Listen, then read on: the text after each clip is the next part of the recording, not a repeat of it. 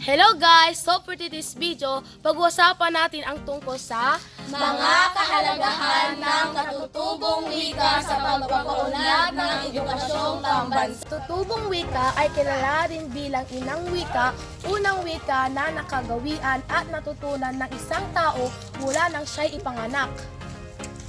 Kagaya dito sa ating lalawigan, ang Pangasinan, ang mga katutubong wika ay maaaring Pilipino, Ilocano at Pangasinan. Kung nga ba ang kahalagahan ng pagkakaroon ng wikang katutubo sa akin, sa iyo, at sa lahat? Pagpapaunlad ng edukasyong pambansa. At atin itong alamin! Alaga na naging party ang katutubong wika sa medium ng instruction.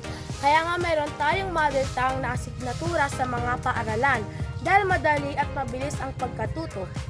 Ama, walang batang maiiwan sa laylayan ng lipunan. Magiging malaya sila sa kamangmangan dahil maintindihan nila ang ituturo. Dagdag pa natin na matapang nilang harapin ang kahirapan na pagbabago na idudulot ng modernisasyon sa edukasyon.